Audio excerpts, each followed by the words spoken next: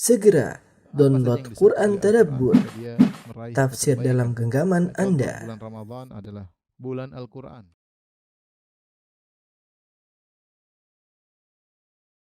Bismillahirrahmanirrahim. Assalamualaikum warahmatullahi wabarakatuh. Alhamdulillahi ala ihsani wa syukru lahu ala taufiqihi wa amtinani. Wa asyhadu an la ilaha illallah wahdahu la syarika lahu ta'ziman li sya'ni. Wa asyhadu anna Muhammadan abduhu wa rasuluhu da'ila ridwani. Allahumma salli alaihi wa ala alihi wa ashabihi wa ikhwani. Para jamaah Masjid Ukhuwah yang dirahmati Allah Subhanahu wa taala, para pemirsa yang dirahmati oleh Allah Subhanahu wa taala, kita melanjutkan bahasan kita dari kitab Al-Khabair karya Al-Imam Adz-Dzahabi Asy-Syafi'i rahimahullahu taala. Kita sampai pada dosa besar yang al-khamisah wal ishrun, yaitu dosa besar yang ke-25, yaitu qatilu nafsihi wa hiya min a'zamil kabair.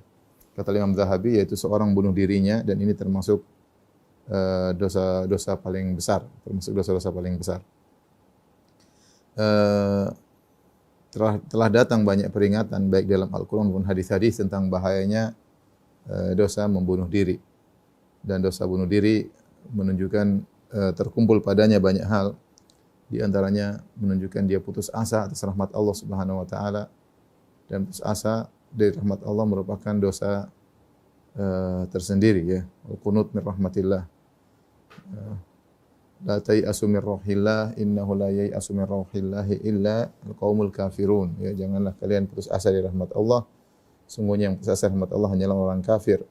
Kemudian antaranya bentuk tidak sabar, ya, tidak sabar dengan takdir Allah Subhanahu wa taala, ya. Sehingga dia ingin membunuh dirinya, ya. Sebenarnya pada hakikatnya seorang yang membunuh diri, dia ingin terlepas dari kesulitan yang dihadapi, yang dia merasa tidak kuat menghadapinya, ya. Dan bukan dia kemudian bebas dari keburukan tersebut, justru dia berpindah pada kondisi yang lebih parah. Ya, dia akan berpindah kepada alam barzakh yang di situ kondisinya lebih menyakitkan, azab, ya, bagi para pelaku dosa besar di alam barzakh. Belum lagi kalau di akhirat kelak, kecuali diampuni oleh Allah Subhanahu wa taala. Kecuali kalau diampuni oleh Allah Subhanahu wa taala.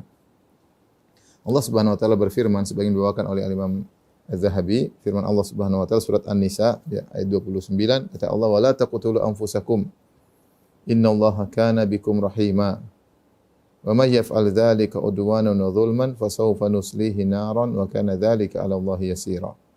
Kata Allah Subhanahu wa taala, janganlah kalian bunuh jiwa kalian. Sungguhnya Allah sangat sayang kepada kalian. Wa may yaf'al dzalik, barang siapa yang melakukan hal tersebut, udwanan wa dzulman, karena melampaui batas dan kemudian karena zalim, ya, maka, ya, fasawfa nuslihi naran, maka dia akan dimasukkan dalam neraka Jahannam, ya, akan masuk dalam neraka Jahannam. Wa kana dzalika 'ala Allahi yasira, dan itu sangat mudah bagi Allah Subhanahu wa taala. Jelas dalam ayat ini Allah buka tentang larangan bunuh diri, kemudian Allah mengingatkan sebabnya, ya, karena innallaha kana bikum rahima. Allah sayang kepada kalian. Kenapa kalian bunuh diri? Yaitu jangan putus asa dari rahmat Allah Subhanahu wa taala. Hidup ini ada ujian, ya. Namun demikianlah sebagian orang karena kurangnya iman terkadang bunuh diri pada hal-hal yang sepele, ya. Kita dengar hal-hal sepele, gantung diri lah, minum baygon lah, ya. Karena tadi iman kepada takdir kurang. Ini menunjukkan iman kepada takdir, bahwasanya hidup ini adalah medan ujian. Sehingga ada permasalahan sedikit kemudian bunuh diri. Ada yang gara-gara ribut sama suaminya langsung minum baygon, ya. Ada yang gara-gara ketahuan misalnya ketahuan melakukan sesuatu yang buruk, narkoba atau yang lainnya, kemudian hendak bunuh diri, ya. Kayaknya ingin selesai dari problematika, jalan satunya adalah bunuh diri, ya. Terkadang ada sebagian yang konyol yang bunuh diri untuk menjengkelkan orang lain. Dia bunuh dirinya, kemudian dia shooting dirinya, kemudian dia perlihatkan, terkadang untuk menjengkelkan ayah dan ibunya, sebagaimana terjadi di negara-negara barat, ya. Apalagi kalau kita bicara tentang bunuh diri di negara-negara kafir, wah, tingkat bunuh diri sangat tinggi. Mau di Jepang, mau di Korea, mau di banyak hal, gara-gara sepele, ya, tidak belajar tentang masalah hakikat takdir ya. Takdir bahwasanya Allah Subhanahu wa taala mentakdirkan perkara-perkara yang berat sebagai ujian bagi hamba-hambanya ya. Oleh karenanya seharusnya orang muslim adalah orang yang paling kuat, yang jauh dari sikap bunuh diri. Orang yang bunuh diri biasanya imannya kurang ya, karena kurang kurang mendalami tentang Islam itu sendiri. Tapi kalau kita lihat angka bunuh diri di negara-negara kafir, apalagi negara-negara ateis, maka tingkat bunuh diri di sana sangat tinggi ya. Allah mengatakan innallaha kana bikum rahim. Sungguhnya Allah sayang kepada kalian. Ya. Wa may yaf'al dzalika, siapa yang melakukannya karena melanggar hak atau berbuat zalim, fasawfa nuslihi nara, kami akan masukkan dia ke dalam neraka, menunjukkan ini dosa besar, akan dimasukkan dalam neraka. Ancaman khusus terhadap orang yang bunuh diri. Wa kana dzalika 'ala Allah yasir, mudah bagi Allah untuk masukkan orang dalam neraka jahanam. Kemudian juga firman Allah Subhanahu wa taala menunjukkan bahwasanya bunuh diri adalah dosa besar. Ya, Allah Subhanahu wa taala berfirman, "Walladzina la yad'una ma'allahi ilahan akhar wa la yaqtuluna nafsa allati harramallahu illa bil haqq." Dan orang-orang yang tidak berbuat syirik kepada Allah, tidak berdoa kepada selain Allah, wa la yaqtuluna nafsa allati harramallahu illa bil haqq, dan tidak membunuh jiwa yang diharamkan untuk dibunuh kecuali memang ada haknya. Di antara dosa besar adalah membunuh jiwa yang diharamkan untuk dibunuh. Kalau membunuh jiwa yang boleh dibunuh, ya boleh, misalnya membunuh qisas, orang yang telah membunuh orang lain maka dibunuh juga, maka ini diperbolehkan. Ya, misalnya perampok dibunuh, boleh, ini jiwa yang boleh dibunuh ya. Atau orang yang berzina padahal sudah menikah ditegakkan hukum had untuk dirajam, ini boleh. Tapi kalau jiwa yang tidak boleh dibunuh kemudian dibunuh, maka ini adalah dosa besar. Ya, makanya dalam ayat selanjutnya dalam surat Al-Furqan tadi, wala yaznun wa may yaf'al dzalika yalqa athama, barang siapa melakukan hal ini, berbuat syirik dan membunuh jiwa yang haram untuk dibunuh, berzina, yalqa athama, dia akan mendapatkan dampak dari dosanya, yudha'af lahul adzabu yaumal qiyamah, maka dia akan diazab dalam azab, dilipat gandakan azabnya pada hari kiamat, wa yakhlud fihi muhana, dan kekal di dalamnya. Illa man taba, kecuali yang bertobat. Dan di antara jiwa yang diharamkan dibunuh adalah jiwa seseorang sendiri. Jiwa dia bukan milik dirinya ya. Kita di atas muka bumi semuanya adalah milik Allah Subhanahu wa taala. Kita, harta kita, jiwa kita ya adalah milik Allah Subhanahu wa taala. Makanya kita mengatakan inna lillahi wa inna ilaihi raji'un. Ya. Kita ini milik Allah dan kepada Allah kita akan kembali. Walillahi ma fis samawati ma fil ard. Semua yang di langit di bumi itu milik Allah. Kita ini milik Allah Subhanahu wa taala. Bukan, jangan sampai kita berpikir ini kan jiwa saya, ini harta saya, bebas saya melakukan sesukanya. Tidak. Ini semua kenikmatan yang Allah titipkan dan Allah akan minta pertanggungjawaban. Ya. Tubuh adalah milik Allah Subhanahu wa taala. Tidak boleh kita rusak seenaknya, ya. Tidak boleh kita rusak seenaknya. Kalau ada orang kemudian ini kan jadi milik saya, dia memotong jari dia, dosa ya. Dosa, dia akan minta pertanggungjawaban oleh Allah Subhanahu wa taala. Apalagi kalau dia bunuh diri ya. Sama seperti harta. Harta titipan dari Allah, tidak boleh kita gunakan untuk maksiat, tidak boleh kita gunakan untuk hura-hura, untuk mubazir. Semuanya ada pertanggungjawabannya. Tsumma la tus'alunna yauma idzin 'anil na'im. Kemudian kalian akan diminta pertanggungjawaban tentang nikmat yang kalian rasakan. Di sini Allah mengingatkan wala taqtulun nafsa allati harramallahu illa bil haqq. Jangan kalian membunuh jiwa yang diharamkan untuk dibunuh, di antaranya jiwa kalian sendiri. Tidak boleh dibunuh. Ya. Ini di antara ayat-ayat yang menjelaskan tentang bahayanya bunuh diri. Kemudian dalam hadis wa an Jundub bin Abdullah radhiyallahu anhu anin Nabi sallallahu alaihi wasallam qala, Nabi sallallahu alaihi wasallam bersabda, kana mimman kana qablakum rajulun bihi jurhun fajazi'. Dahulu ada seorang sebelum kalian. Rasulullah SAW mengingatkan tentang bahaya bunuh diri. Rasulullah bercerita tentang orang-orang terdahulu. Bahwasanya bunuh diri ini bukan hal yang baru, tapi sudah ada sejak zaman dahulu. Ya. Seorang dikuasai setan, kemudian akhirnya dia bunuh diri. Kata Nabi SAW, kana mimman kana qablakum, dulu sebelum kalian wahai para sahabatku, rajulun bihi jurhun fajazi. Ada seorang punya luka. Dia mengalami luka, kemudian dia merasa sakit, dia marah ya. Fa akhadha sikinan fa kharra biha fa hazza biha yadahu. Maka dia ambil pisau, kemudian dia potong tangannya ya. Mungkin lukanya ada di tangan, dia potong. Sebenarnya kan tambah sakit ya. Luka dipotong tambah sakit ya. Fama raqa'ad damu hatta mata. Kemudian darah tidak berhenti ya, tidak berhenti sampai akhirnya dia meninggal dunia. Qala Allah Ta'ala, maka Allah berkata, badarani abdi bi nafsihi haramtu alaihil jannah. Hambaku menyegerakan dirinya dengan membunuh dirinya ya.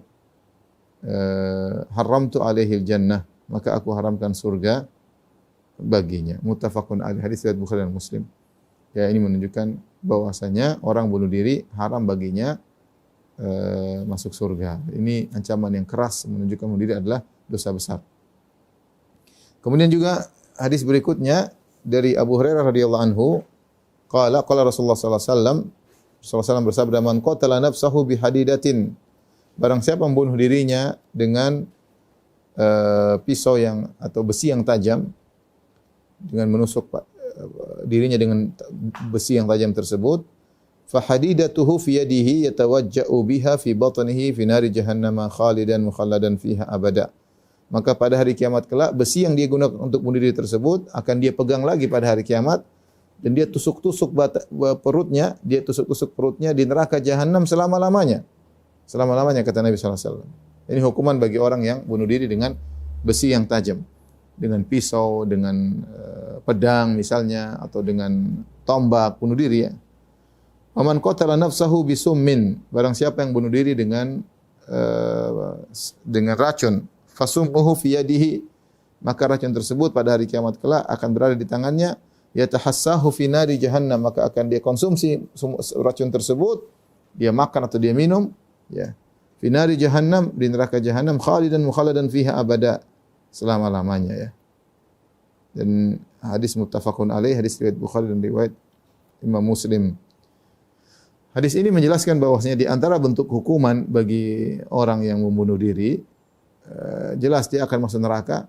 Yang kedua, dia akan dihukum dengan alat yang dia gunakan untuk bunuh dirinya. Kalau dia bunuh diri dengan racun, maka dia akan mengkonsumsi racun tersebut pada hari kiamat. Tentunya mungkin racunnya akan dirubah oleh Allah, tapi intinya lebih parah, lebih menyakitkan tatkala di neraka jahanam.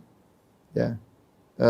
Siapa yang bunuh diri dengan menikam besi, benda tajam ke badannya, maka pada hari kiamat dia akan membunuh dirinya dengan demikian, dengan pedang, seperti dilakukan oleh orang luar harakiri atau yang lainnya, bunuh diri ya, atau dengan pisau. Ya, ini semua dia akan disiksa pada hari kiamat dengan cara seperti itu ya. Dengan cara seperti ini, perkara yang sangat mengerikan. Bahkan dalam hadis ini disebutkan khalidan mukhalladan fiha abada, kekal selama-lamanya. Seakan-akan mereka telah keluar dari Islam. Tapi yang benar bahwasanya orang yang bunuh diri tidak kafir, tetapi dosanya sangat besar. Sampai-sampai dikatakan khalidan mukhalladan fiha abada. Ya, kekal selama-lamanya.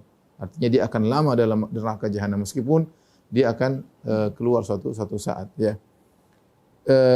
Saya katakan kalau bunuh orang, wa may yaqtul mu'minan muta'ammidan fajaza'u jahannam khalidan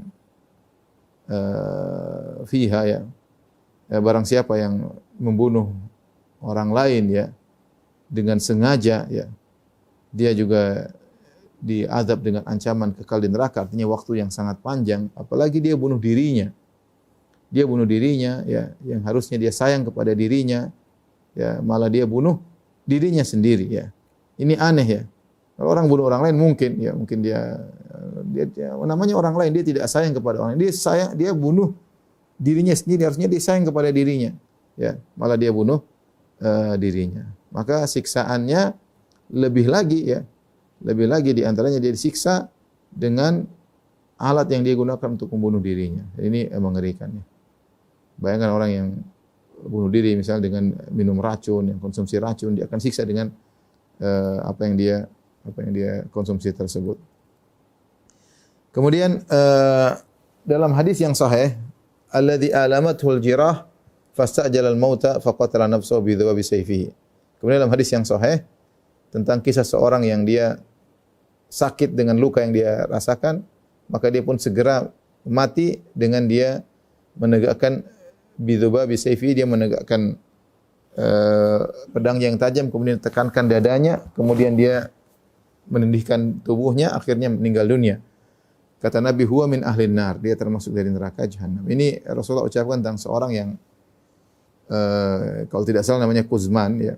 yang dia hebat ya dalam berperang. Ini salah seorang dari mungkin dari munafik atau yang lainnya ya. Dia berperang dan para sahabat kagum dengan kehebatan perangnya ya. Karena dia begitu hebat dalam berperang, membunuh banyak orang-orang dalam perang Uhud. Tapi Nabi mengatakan huwa min ahlin nar, dia di neraka. Maka para sahabat sebagian sahabat heran, maka dia ikuti orang ini. Ternyata benar di penghujung kisah orang ini ternyata dia terluka. Dan terluka dia tidak kuat menahan rasa sakit luka, mungkin badannya sekujur tubuh penuh dengan luka, dia tidak kuat. Makanya dia memilih untuk bunuh diri untuk menyelesaikan rasa sakitnya. Dia pasang pedang, kemudian dia tancapkan dirinya, kemudian dia pun mati ya. Kemudian dia mati, maka ini dosa besar, maka Nabi mengatakan huwa min ahlin nar. Padahal dia baru saja berjihad. Ya. Tapi ketika dia bunuh diri karena tidak kuat dengan rasa sakit, maka Rasulullah memvonisnya dengan penghuni neraka Jahannam ya. Wal iyadzubillah ya. Kemudian hadis yang terakhir yang dibawakan oleh Az-Zahabi, an Yahya bin Abi Katsir an Abi Qilabah an Sabit bin Ad-Dhahhak an Nabi sallallahu alaihi wasallam, Nabi sallallahu alaihi wasallam berkata, la'nul mu'min ka qatlihi wa man qadhafa mu'minan bi kufrin fa huwa ka qatilihi wa man qatala nafsahu bi syai'in adzabahu Allahu bihi yaumal qiyamah.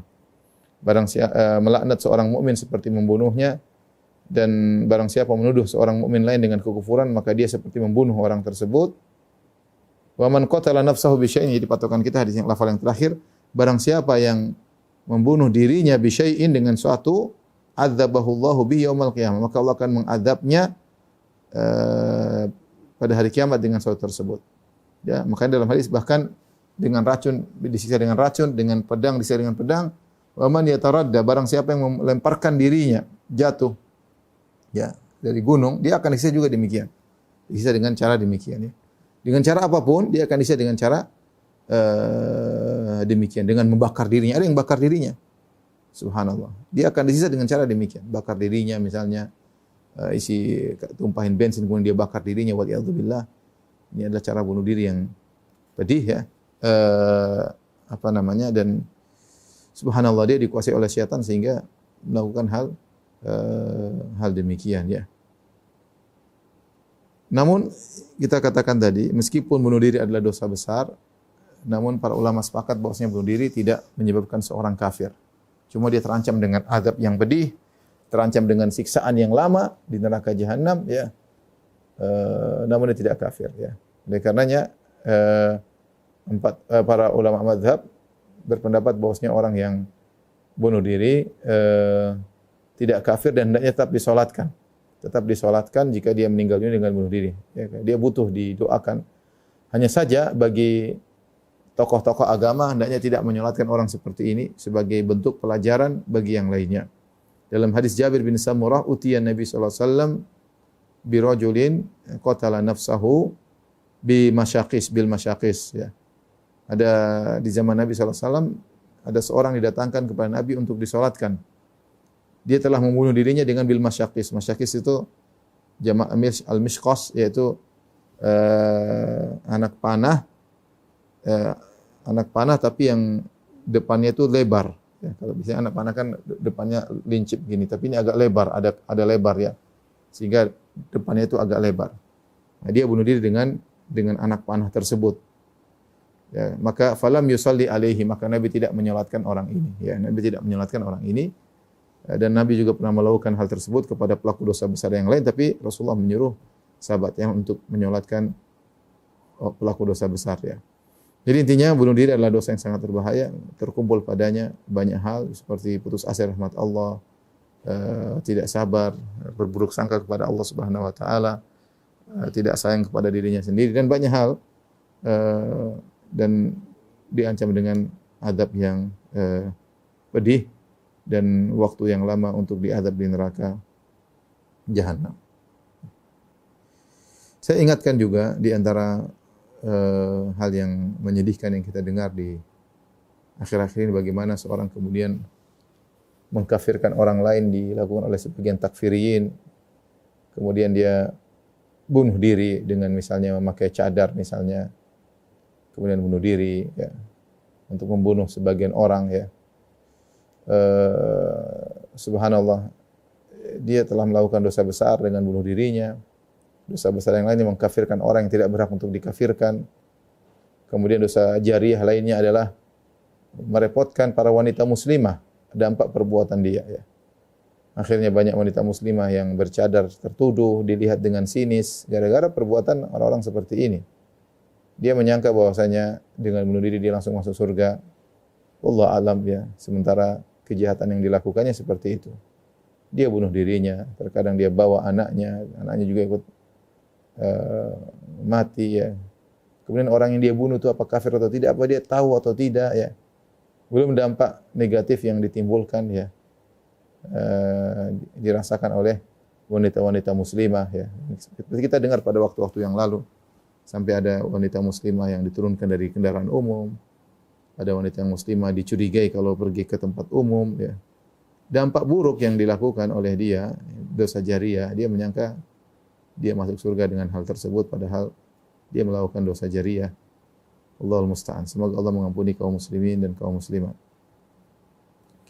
Taib, dosa besar berikutnya adalah al-qadhi as-su' ya. Dosa besar ke-26. Hakim yang buruk ya. Allah Subhanahu wa taala berfirman, "Wa man lam yahkum bima anzalallahu fa ulaika humul kafirun." Barang siapa yang tidak berhukum dengan hukum Allah Subhanahu wa taala, maka mereka adalah orang-orang kafir ya. Mereka adalah orang-orang kafir. Sudah pernah kita bahas dalam syarah kitab Tauhid bahwasanya berhukum dengan hukum selain Allah, hukum asalnya adalah dosa kecil. Dan ini sebagaimana disebutkan juga oleh Ibnu Taimiyah rahimahullahu taala. Bagi para penuntut ilmu silakan buka Majmu' Fatawa jilid 28 halaman 343. Di situ Ibnu Taimiyah menyebut tentang dosa-dosa, bukan dosa kecil, dosa besar, tapi kufur asghar maksud saya. Hukum asal berhukum dengan selain hukum Allah adalah kufur asghar, bukan kufur akbar. Di situ Ibnu Taimiyah rahimahullah taala menyebutkan serentetan dosa-dosa yang dianggap sebagai dosa besar, namun tidak sampai pada mengkafirkan. Di antaranya beliau menyebutkan adalah berhukum dengan selain hukum Allah Subhanahu wa taala. Jadi hukum asal berhukum dengan selain hukum Allah adalah kufur asghar. Kufur asghar dosa besar ya. Cuma disebut dengan asghar untuk menunjukkan bahwasanya tidak mengeluarkan seorang dari Islam. Namun jika seorang berhukum dengan selain hukum Allah bisa menjadi kafir jika di antaranya dalam beberapa bentuk, di antaranya misalnya dia merasa hukum dia lebih baik daripada hukum Allah. Ini di antara hal yang kondisi yang terburuk. Dia merasa hukum dia lebih baik daripada hukum Allah, atau dia merasa bahwasanya hukum dia sama dengan hukum Allah. Ya, ini juga membuat dia keluar dari Islam, atau dia merasa boleh-boleh saja kita ada hukum Allah, kita punya alternatif hukum bikin sendiri. Ini juga sama, tidak boleh. Ini di antara tiga bentuk ya. Merasa hukumnya lebih baik daripada hukum Allah. Ya, hukum Allah sudah tidak relevan sebagaimana pernyataan orang liberal. Dengan beraninya mereka mengatakan hukum Al-Quran, hadis itu hanya cocok di zaman Nabi SAW 1400 tahun yang lalu, sudah tidak relevan lagi untuk zaman sekarang, maka ini kekufuran akbar. Atau menyangka ya memang hukum Allah ada, tapi saya punya hukum juga sama saja. Mau hukum ini juga sama hukum saya nilainya dengan hukum Allah, berarti dia menyamakan diri dengan Allah, ini juga kufur. Atau dia merasa tadi bahwasanya kita boleh punya alternatif selain hukum Allah, kita boleh bikin hukum sendiri. Yang itu alternatif tidak jadi masalah, ini juga merupakan kekufuran ya. Ya, ini juga merupakan kekufuran ya. Adapun kalau dia tahu dia berhukum karena ini adalah kesalahan, atau dia tahu ini adalah kondisi darurat ya, karena kondisinya demikian ya. Dia tahu hukum Allah lebih baik ya. Maka ini tidak sampai pada kufur akbar. Dia tahu salah hanya hawa nafsunya atau karena kondisi tertentu, maka ini hanya kufur asghar. Kufur asghar. Allah Subhanahu wa taala berfirman, "Afa hukmal jahiliyati yabghun?" Apa kalian mencari hukum jahiliyah? Seluruh selain hukum Allah namanya hukum jahiliyah. Seluruh hukum selain hukum Allah, baik yang dijelaskan dalam Al-Qur'an atau yang dijelaskan oleh Nabi sallallahu alaihi wasallam dan dikembangkan oleh para ulama dalam buku-buku fikih mereka, selain hukum itu adalah hukum jahiliyah. Selain hukum itu adalah hukum jahiliyah ya. Ya. Allah juga berfirman, "Innal ladzina yaktumuna man anzalna minal bayyinati wal huda min ba'di ma bayyanahu lin-nasi fil kitabi ulaik yal'anuhumullah wa yal'anuhumul la'inun." Sungguhnya orang-orang yang menyembunyikan apa yang telah kami turunkan dari penjelasan dan petunjuk, setelah kami jelaskan kepada manusia dalam Alkitab, ya, baik dalam Al-Quran maupun Taurat maupun Injil, kemudian dia seorang sengaja menyembunyikan hukum Allah, setelah jelas, ulaika yal'anuhumullah. Mereka itulah orang-orang dilaknat oleh Allah, wa yal'anuhumul la'inun, dan dilaknat oleh orang-orang yang melaknat. Ini mengisyaratkan kepada qadhi, hakim. Hakim, ya, dia bisa terjerumus dalam berbagai macam dosa besar. Pertama, dia berhukum dengan hukum selain Allah Subhanahu wa taala. Dia terjerumus dalam dosa besar. Ya. Berarti dia berhukum dengan hukum jahiliyah. Kemudian yang kedua, atau dia menyembunyikan kebenaran. Dia tahu hukumnya tapi dia sembunyikan, ya. Ya, maka ini juga terlaknat, ya. Terlaknat, ya. Kemudian Az-Zahabi membawakan suatu hadis, ya. Diriwayatkan Al-Hakim dalam sahihnya dengan isnad la ardahu ana. Kata Al-Hakim, kata Az-Zahabi, Al-Hakim membawakan hadis dalam sahihnya tapi isnadnya saya tidak ridai. Ya, isnadnya saya tidak ridai. Artinya menurut Az-Zahabi isnadnya adalah dhaif. Makna hadis tersebut isinya dari Talha bin Ubaidillah anin Nabi sallallahu alaihi wasallam, dari Nabi sallallahu alaihi wasallam berkata, la yaqbalullah salata imamin hakama bi ghairi ma anzalallah. Allah tidak menerima salatnya imam yang berhukum dengan selain hukum Allah. Allah tidak menerima salatnya imam yang berhukum dengan selain hukum Allah. Hadis ini didhaifkan oleh Az-Zahabi rahimahullahu taala.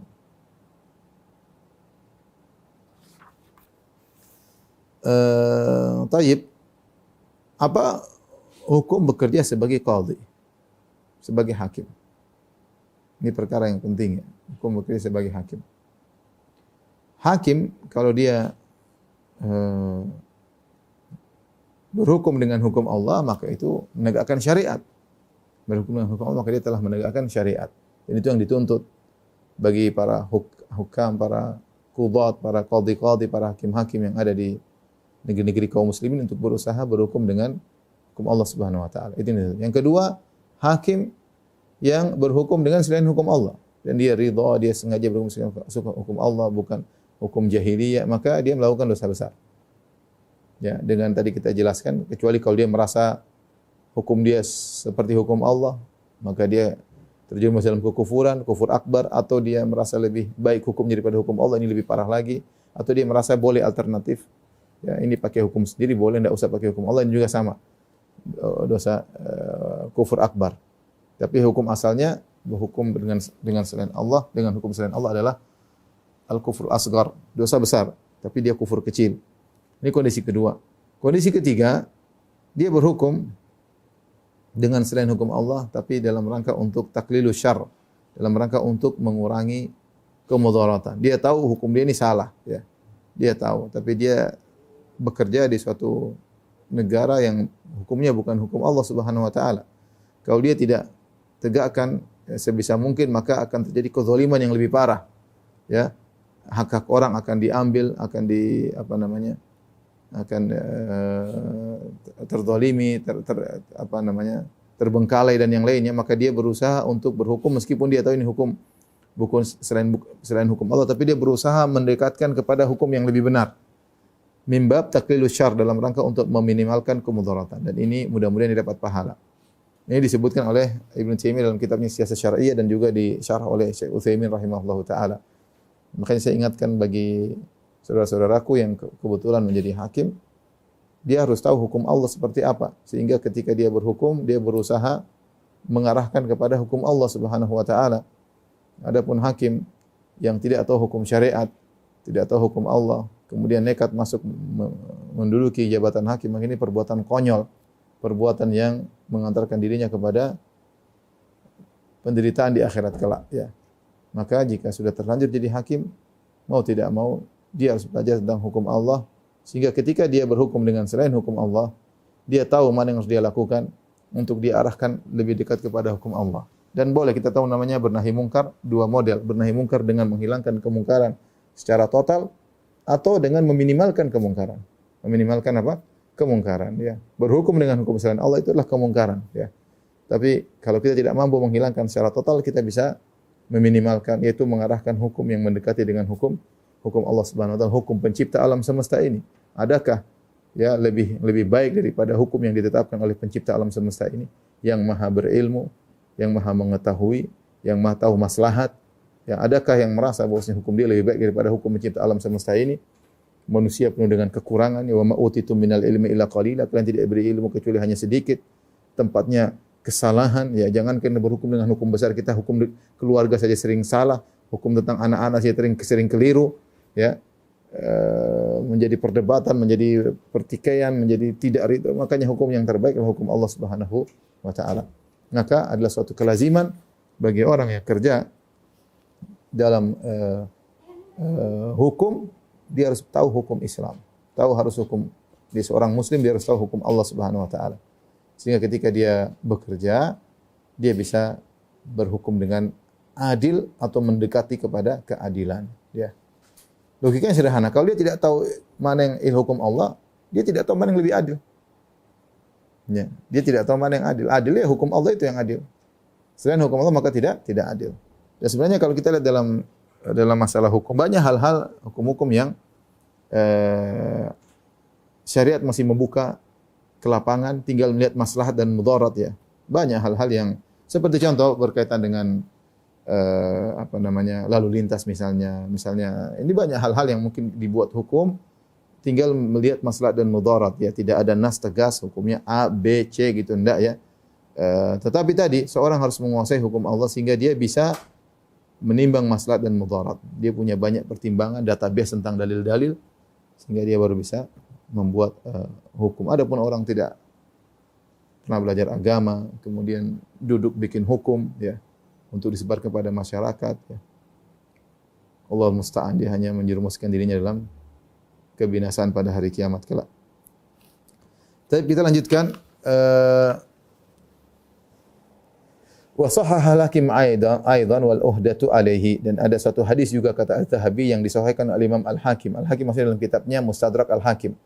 Kitab Al-Mustadrak maksudnya Al-Mustadrak ala Sahihain, yaitu penyempurna kitab Sahih Bukhari, Sahih Muslim. Ya, Al-Hakim ini, Abu Abdillah Al-Hakim, beliau membuat suatu buku hadis namanya Al-Mustadrak ala Sahihain. Tujuan beliau artinya dalam Sahih Bukhari, Sahih Muslim ada semuanya hadisnya sahih secara umum, ya. Kecuali ada beberapa kritikan dalam Sahih Muslim, kalau tidak salah 19 hadis atau kurang dari 20 hadis. Adapun Sahih Bukhari sahih semuanya, Sahih Muslim ada kritikan. Menurut Abu Abdillah Al-Hakim, ada hadis-hadis sahih di luar daripada Sahihain, di luar daripada Sahih Bukhari dan Sahih Muslim. Maka dia pun menulis buku mengumpulkan hadis-hadis yang sahih di luar daripada Sahih Bukhari dan Sahih Muslim. Tapi wallahu alam bisawab, sepertinya beliau belum meneliti kembali apa yang beliau kumpulkan, keburu meninggal, sehingga banyak hadis-hadis yang ternyata tidak semuanya sahih dalam buku beliau, bahkan ada yang dhaif, ya. Bahkan yang dhaif jiddan, bahkan yang parah, sehingga tidak semua yang dalam kitab Al-Mustadrak kemudian hadis sahih, harus diteliti kembali. Makanya tadi Al-Imam Az-Zahabi sendiri mengkritiki hadis yang sebelumnya, dia mengatakan hadis disahihkan oleh Al-Hakim, tapi la ardahu ana, aku tidak ridha dengan sanadnya, artinya dhaif.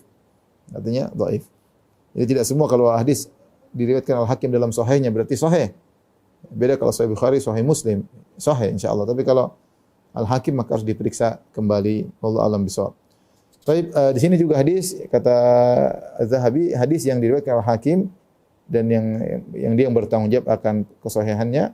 Dari hadis Buraidah, anin Nabi sallallahu alaihi wasallam, dari Nabi sallallahu alaihi wasallam beliau berkata, qadin fil jannah wa qadiyani fin nar.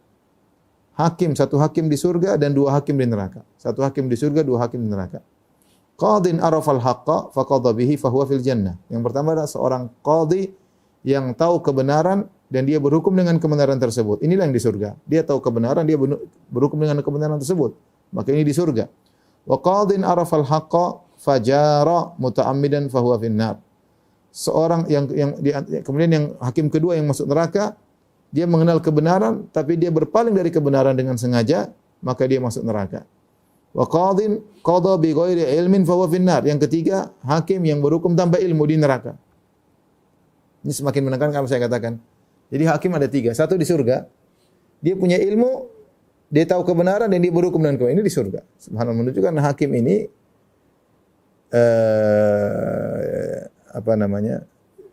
sangat di persimpangan ya, persimpangan antara surga dan neraka. Dia sangat mudah masuk surga kalau dia ternyata adil. Karena dia memutuskan permasalahan-permasalahan masyarakat. Hak-hak tentang masalah keuangan, tentang nyawa orang, tentang ini banyak hal dia mengerikan ya. Kalau dia adil, maka dia akan masuk surga. Mudah ya. Tapi kalau dia enggak adil, maka dia sangat mudah masuk neraka jahanam. Ya.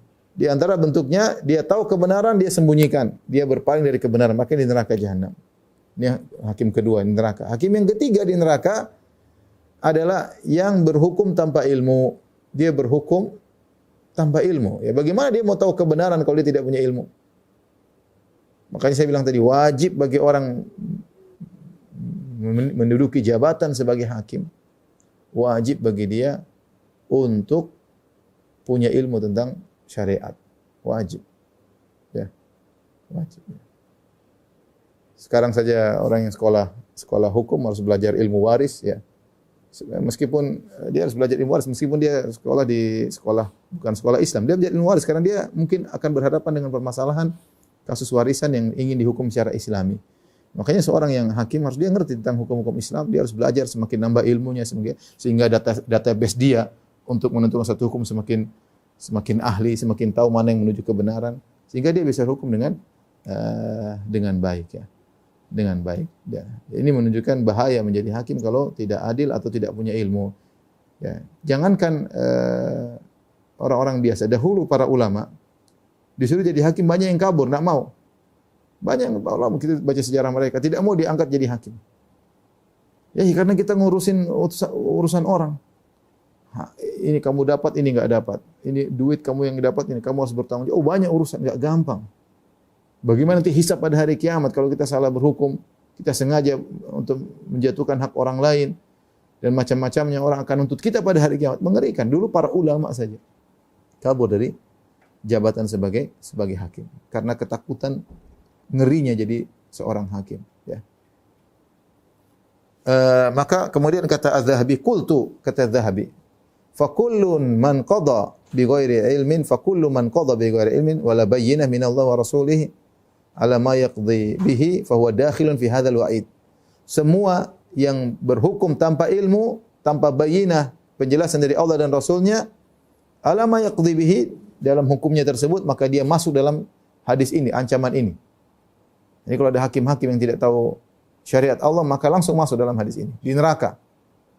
Di neraka. Waliyadzubillah. Ya. Di neraka.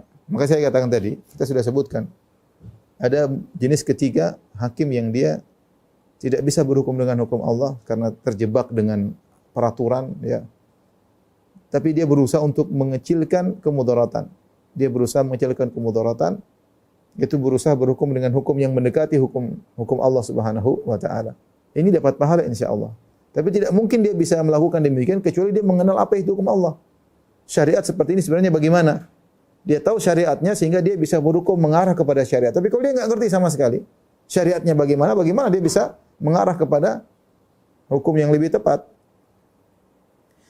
Kemudian kata Az-Zahabi, rawa Syarik anil A'mash an Sa'ad bin Ubaidah an Ibni Buraidah an abihi, dari Buraidah juga qala Rasulullah sallallahu alaihi wasallam bersabda, qadhiyani fin nar wa qadhin fil jannah.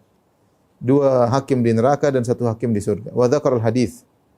Ya, kemudian hadis tersebut yang sama dengan hadis sebelumnya. Qalu fama dzambul ladzi yajhal. Nabi ditanya, yang tidak punya ilmu kenapa juga masuk neraka? Ya. Dzambuhu alla yakuna qadhin hatta ya'lam. Dosanya dia kenapa dia jadi qadhi? Harusnya kalau jadi qadhi, jadi hakim harus punya ilmu dulu baru jadi qadhi. Gimana enggak punya ilmu kemudian nekat jadi qadhi, itu dosanya. Seharusnya kan kalau enggak tahu enggak apa-apa, harusnya demikian. Tapi sekarang kamu enggak tahu tapi kamu hukumi harta orang, hukumi nyawa orang, hukumi di penjara atau tidak. Sebenarnya kau enggak punya ilmu, gimana kau nekat jadi qadhi?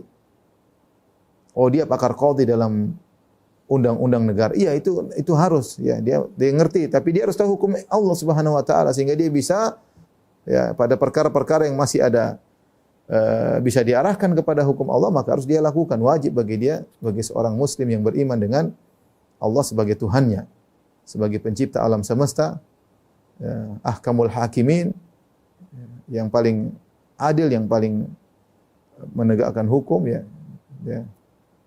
Maka dia harus mengerti sehingga dia bisa mengarahkan hukum kepada yang lebih tepat jika dia tidak mampu berhukum dengan hukum yang tepat. Kata Zahabi, isnaduhu qawi, isnadnya kuat. Ya.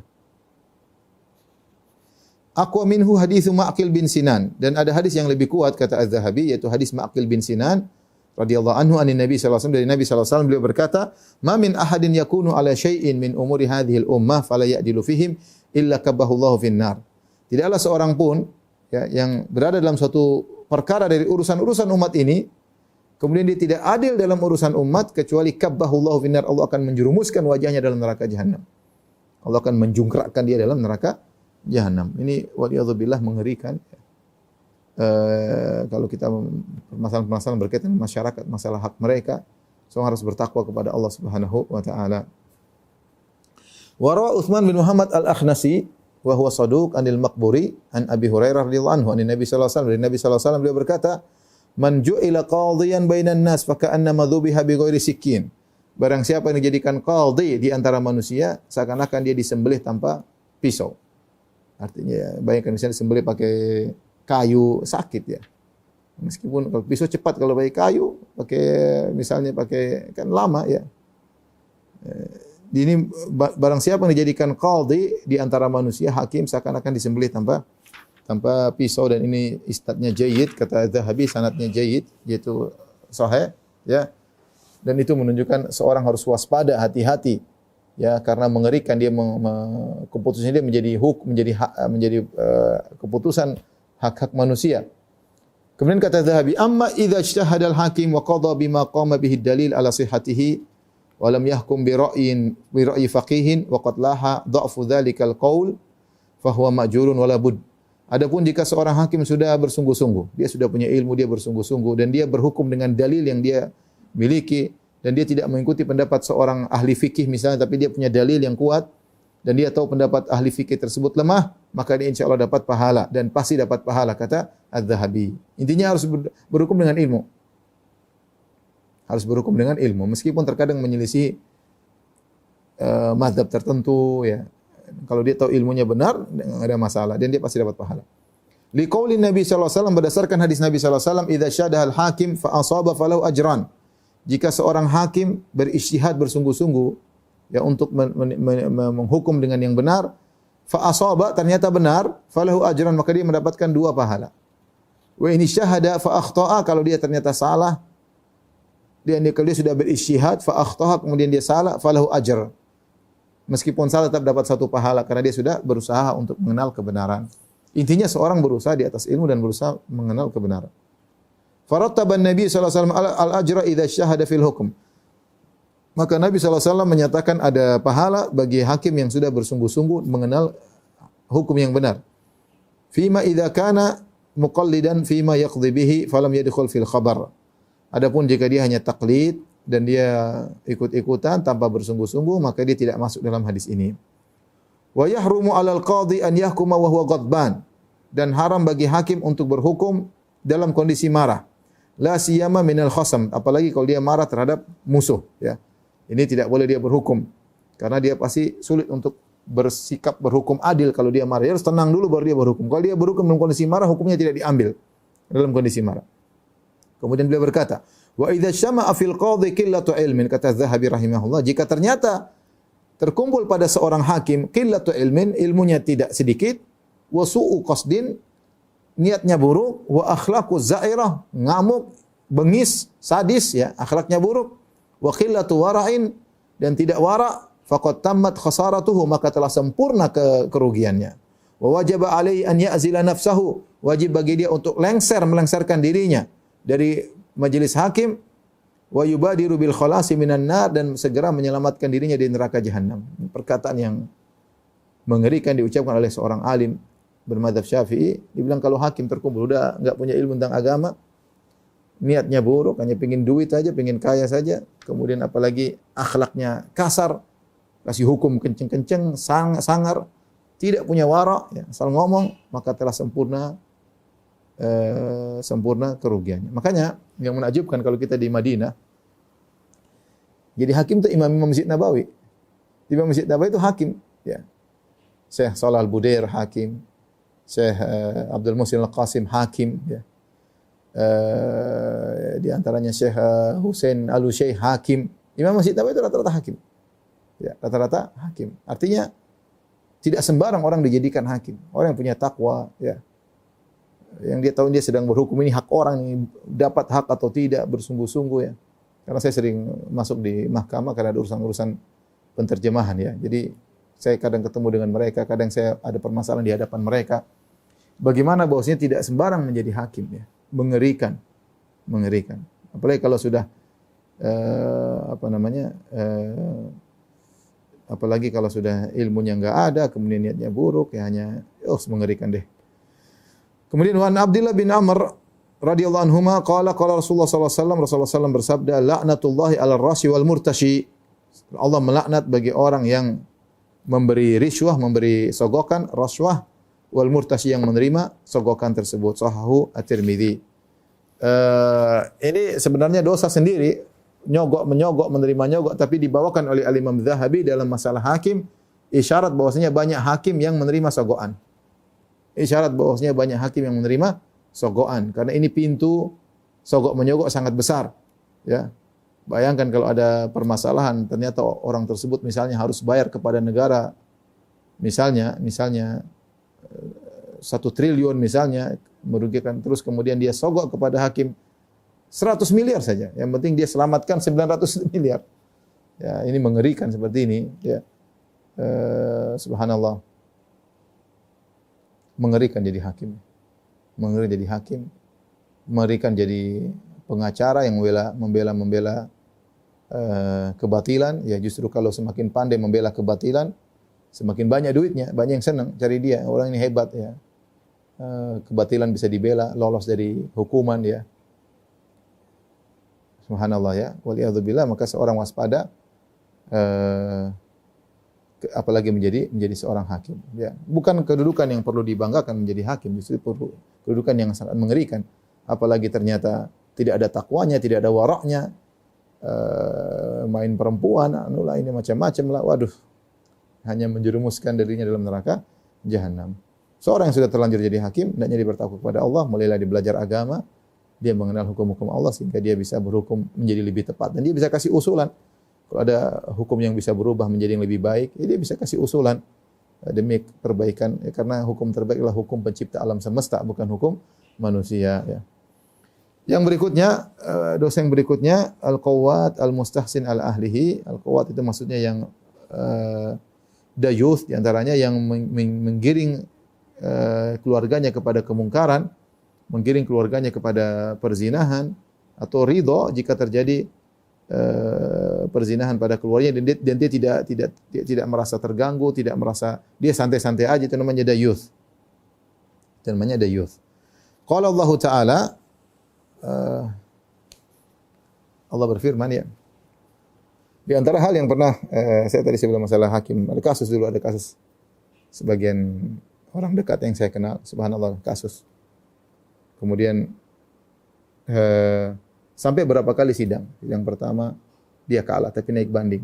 Yang satu lawannya bayar, sogok menang, terus naik banding lagi, bayar lagi, sogok lagi, menang. Terus sampai pada tingkatan yang paling tinggi, dia sogok paling banyak, dia menang akhirnya. Waliyadzubillah. Sehingga lawan yang sogok sudah melulu, ternyata di penghujung dia kurang sogokan, lebih kuat kawan yang orang saya kenal tersebut, menanglah dia. Ya. Jadi mengerikan, ini pintu-pintu riswah, pintu-pintu sogokan di dalam hukum-hukum seperti ini sangat mengerikan. Ya, kita hanya menyampaikan nasihat ini kepada orang yang bertakwa kepada Allah Subhanahu wa taala. Yang tahu kehidupan ini hanyalah pendek. Setelah itu ada tanggung jawab, ya. Kemewahan. Apa sih yang mau dirasakan? Orang punya uang 1 triliun, kan, dengan hidup sama-sama makan, sama-sama tidur, sama-sama bisa bahagia meskipun tidak punya uang sampai triliunan. Bahkan orang triliun belum tentu bahagia, ya. Yang penting kita bisa makan, bisa ibadah, bisa ketemu anak, bisa ketemu istri, alhamdulillah. Kemudian terima sogokan, membela kebatilan, duit banyak, tapi terus setelah itu mau apa? Setelah itu kemudian tua, kemudian tewas, kemudian selesai. Azab menanti. Tapi kita lanjutkan hadis yang dosa besar terakhir. tadi dayuth yang membiarkan dalam keluarganya terjadi kemaksiatan, perzinahan dan yang misalnya. Allah berfirman, "Az-zaniyatu la yankihuha illa zanin aw musyrik wa hurrima dzalika lil mu'minin." Wanita pezina tidak ada yang menikahinya kecuali lelaki pezina atau lelaki musyrik, dan itu diharamkan bagi seorang mukmin. Kalau seorang wanita pezina ini perkara yang buruk, yang lelaki baik tidak akan mau nikah dengan pezina. Dia hanya naksir sama pezina kalau dia juga seperti itu. Masyarakat tahu itu wanita pezina, mana mau, ya, kecuali dia memang lelaki yang jiwanya juga rusak, ya, ya. Kalau lelaki baik-baik mana mau punya istri pezina? Mana mau istrinya pezina? Secara tabiat menolak lelaki baik-baik punya istri pezina. Masyarakat juga tahu itu buruk. Nah, kalau ada seorang lelaki istrinya pezina, dia biarkan saja, ini aneh. Ya, berarti dia tercela seakan-akan dia juga pezina. Ya, karena Allah mengatakan az-zaniyatu la yankihuha, wanita pezina tidak nikahi kecuali lelaki pezina juga atau lelaki musyrik. Nah, kalau seorang laki-laki tahu istrinya suka berzina dan dia biarkan saja, wali'adzubillah, maka ini laki-laki juga pezina sebenarnya, ya. Laki pezina. Dari Sulaiman bin Bilal an Abdullah bin Yasar al-A'raj qala haddatsana Salim bin Abdullah an abihi an Nabi sallallahu alaihi wasallam qala Rasulullah SAW bersabda, "Thalathatun la yadkhulul jannata al-aqu li walidayhi." Tiga orang tidak masuk surga. Yang pertama, anak yang durhaka kepada kedua orang tuanya, wa dayuth, dan dayuth yang tadi itu seorang yang biarkan kemungkaran terjadi dalam keluarganya, di rumahnya ada anaknya berzina, istrinya berzina, dia biarin aja. Wa rajulatun nisa, dan orang-orang yang mengikuti-ikuti wanita, ya.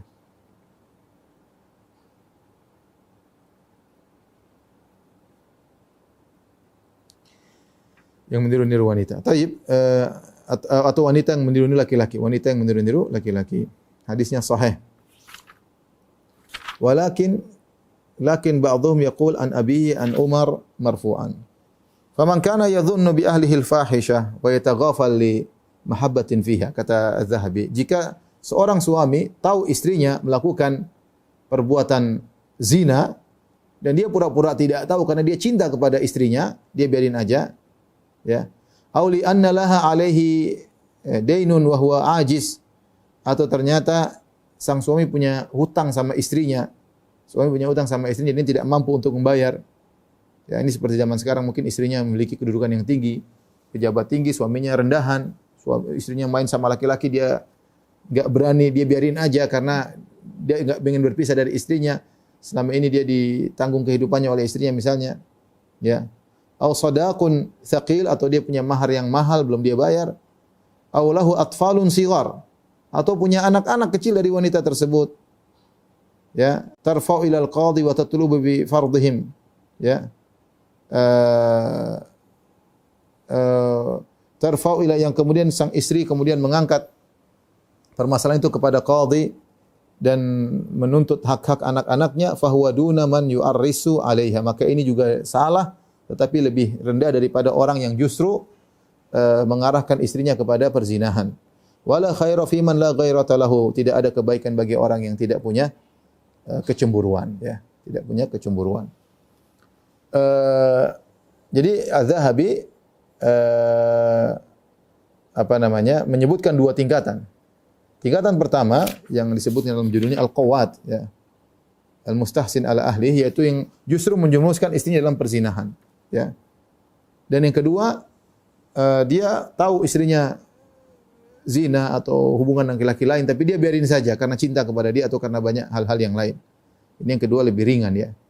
Yang ketiga mungkin ada isyarat dia karena dia tidak cinta. Yang ketiga ada isyarat dia tidak mau lepas dari istrinya karena ada beban yang harus dia tanggung, entah mahar belum dia bayar atau anak-anak yang kalau dia lepas dia akan dituntut oleh istrinya, atau tadi dia hidupnya ditanggung oleh istrinya memiliki kedudukan yang tinggi, dia ini lebih rendah lagi. Yang paling parah adalah yang mengarahkan istrinya kepada perzinahan. Waliyadzubillah. Dan kita di zaman sekarang itu mungkin terjadi, bagaimana seorang menjual istrinya, ya, dan hanya meniru-niru orang-orang kafir yang tidak punya malu, ya. Orang kafir yang tidak punya malu, yang adat mereka kalau membawa istrinya dengan pakaian yang seksi di hadapan lelaki lain, bahkan mungkin istrinya dicium oleh laki-laki lain, mungkin istrinya mungkin pacaran sama laki-laki lain, dia juga pacaran sama istrinya orang. Suatu hal yang wajar kalau di negara-negara kafir. Semuanya dayuth ya. Laki-laki enggak punya cemburu, perempuan juga tidak punya cemburu. Waliyadzubillah. Penyakit itu jangan sampai berpindah ke tanah air ya. Namun itu bisa sangat mudah berpindah jika dilihat dari tontonan-tontonan yang ada di internet atau yang lainnya. Hal itu bisa berpindah pada jiwa seorang yang rusak karena melihat tontonan-tontonan yang seperti itu. Maka semoga Allah Subhanahu wa taala melindungi kita dari hal-hal seperti itu ya. Maka seorang laki harus punya kecemburuan ya. Adapun orang lelaki tidak punya kecemburuan maka tidak ada kebaikan baginya. Jangan menjadi dayus dalam keluarga karena dayus adalah dosa besar. Tapi demikian saja kepada ikhwan-ikhwan sekalian yang saya sampaikan, kurang lebihnya saya mohon maaf. Pada jamaah Masjid Ukhuwah insyaallah kita ketemu bulan depan lagi melanjutkan buku yang sangat indah ini tentang Al-Kabair. Kita belajar sedikit demi sedikit agar kita terhindar dari dosa-dosa besar. Wabillahi taufiq wal hidayah. Assalamualaikum warahmatullahi wabarakatuh.